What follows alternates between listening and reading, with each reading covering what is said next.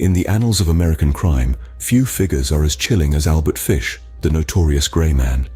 This name, though seemingly mundane, belies the dark reality of the man it was bestowed upon. Albert Fish, born in 1870, was not always known by this moniker.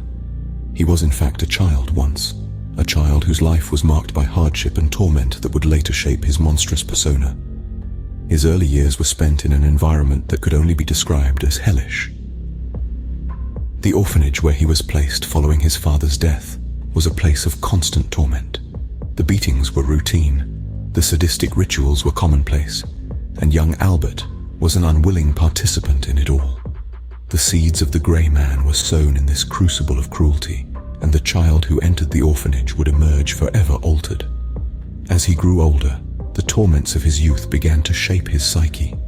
The man who would become known as the Grey Man was not born as such. He was forged in the flames of a childhood marred by brutality. The beatings, the rituals, the constant degradation, all of these elements intertwined to create a man who would go on to become one of the most feared figures in American crime history. The Grey Man was not born, he was made. And as he emerged from the shadows of his past, he brought with him a darkness that would cast a long, terrifying shadow over the landscape of American crime. This was a man who would go on to commit unspeakable acts of violence, a man who would instill fear in the hearts of all who knew his name. Little did the world know, a monster was brewing, waiting to unleash a reign of terror. As Fish grew older, his sinister inclinations began to take hold. Albert Fish was not your ordinary man. His early life was riddled with crime. He was arrested several times for petty theft and vandalism, but these were just the beginning of his disturbing path. Fish's criminal activities began as small-time misdemeanors, but they soon escalated. He was not content with merely breaking the law. His actions started to reveal a darker side, a fascination with pain and torture that would become a defining feature of his horrific legacy. He would later confess to deriving pleasure from these acts, exhibiting a complete disregard for the suffering of others. His criminal record was growing, but so was his obsession with the macabre. He began to explore the darker corners of human nature. His fascination with pain and suffering extended beyond his own actions. It was during this period that Fish began to delve into the world of cannibalism. Now, cannibalism is a taboo subject in almost every society, considered one of the most heinous acts a person can commit. But for Fish, it was an allure, a siren's call he found impossible to resist. He viewed it as an ultimate form of domination, a way to exert control over his victims even after their demise. This was not a sudden development. Fish's descent into cannibalism was gradual, his curiosity slowly morphing into a full-blown obsession. He began to experiment, initially with animals before eventually turning his attention to humans. The line between man and monster was becoming increasingly blurred. The Grey Man, as he was to become known, was not merely a thief and a vandal, not just a common criminal. He was evolving, his mind spiraling deeper into the abyss of madness.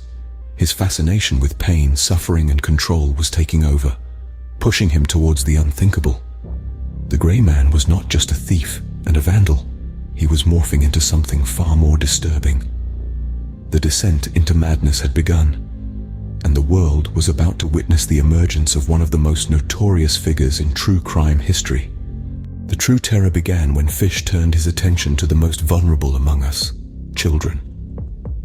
This shift marked a chilling escalation of his heinous acts, where innocence was met with unimaginable horror. Albert Fish, the Grey Man, had a method to his madness. He was no opportunist, but a predator with a strategy. He lured unsuspecting children with promises of fun and games, his kind demeanor easily masking his malevolent intentions.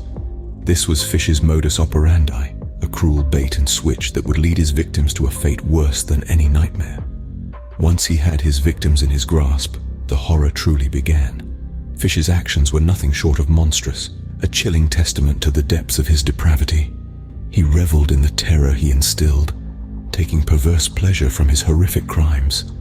However, our aim is not to dwell on the graphic details of his actions, but to convey the gravity of his deeds, the sheer terror he wrought upon his victims. Then, the unthinkable happened. Fish's sadistic tendencies took a turn towards the macabre. He descended into cannibalism, a horrifying revelation that sent shockwaves through society. The Grey Man was not just a child predator. He was a monster hiding in plain sight, a man whose atrocities defied comprehension. His reign of terror went on, unchecked and unchallenged. His victims were powerless against him, their innocence cruelly stolen away. The Grey Man prowled the streets of New York, a wolf in sheep's clothing, his heinous acts casting a dark shadow over the city. The children Fish targeted were not just victims. They were symbols of lost innocence, reminders of the evil that lurks in the most unexpected of places. His crimes serve as a chilling reminder of the depths of human depravity, a stark contrast to the innocence and trust of his young victims. The Grey Man had become a predator, stalking the streets of New York, leaving a trail of horror in his wake. His reign of terror had begun, and it would be a long time before the nightmare would end. The reign of the Grey Man would not go unchallenged. The law was closing in. As the horrifying deeds of Albert Fish, the Grey Man, continued, the wheels of justice began to turn. His reign of terror had created a sense of urgency that galvanized law enforcement. The investigators, led by a burning desire for justice, worked tirelessly to unravel the mystery surrounding the Grey Man's identity. In the course of their investigation, a chilling piece of evidence emerged, a grotesque letter sent to the parents of one of his victims. Tracing this letter led to Fish's capture and arrest. The law had finally caught up with the Grey Man. Following his arrest, the trial of Albert Fish sent shockwaves through the nation. The court proceedings were a spectacle of horror and disbelief, as the extent of Fish's crimes was laid bare. The testimonies revealed a man who was not just a murderer, but a cannibal, a man who took perverse pleasure in his heinous acts. Throughout the trial, Fish remained unrepentant. He showed no remorse, no guilt for the lives he had taken and the families he had shattered. His demeanor was as shocking as his crimes. He stood in the courtroom, a picture of eerie calm amidst the storm he had created. His chilling indifference to the suffering he had caused only added to the horror of his deeds. The trial of the Grey Man was not just about justice for his victims. It was a grim reminder of the darkness that can lurk within the human soul. It was a testament to the depths of depravity that a person can sink to, given the right circumstances. As the gavel fell, marking the end of the trial, the world watched with bated breath. The Grey Man, once a shadowy figure of terror, was now exposed to the world. The name Albert Fish would forever be etched in the annals of crime, a symbol of the monstrosity that humans are capable of. Albert Fish was executed in 1936, but the shadow of the Grey Man lingers on. The reverberations of his heinous crimes are still felt today, not just by the families of his victims, but by society at large. The shockwaves sent through the communities he preyed upon were so profound that they triggered a seismic shift in the way law enforcement and society approached child safety. Fish's monstrous acts were a wake-up call to the nation. It was a grim realization that evil could hide behind the most ordinary of faces, that it could lurk in the most commonplace of places. This realization led to an overhaul in law enforcement practices.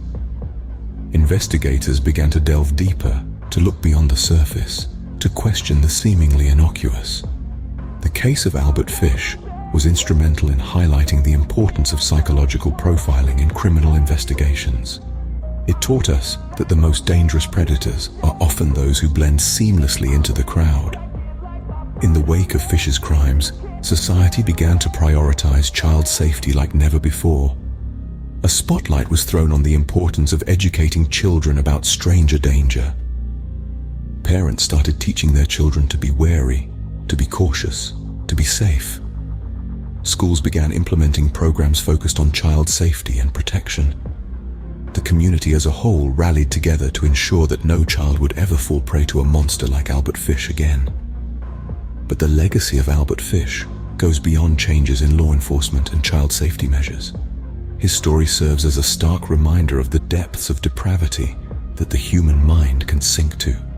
It forces us to confront the uncomfortable reality of evil that exists in our world. It reminds us of the importance of vigilance, of community, of protecting our most vulnerable. Albert Fish, the Grey Man, serves as a chilling reminder of the darkness that can lurk in the hearts of men. His story is a testament to the enduring power of human resilience, to the strength of communities that rise from the ashes of tragedy, and to the relentless pursuit of justice that ensures that monsters like Albert Fish are never allowed to lurk in the shadows again.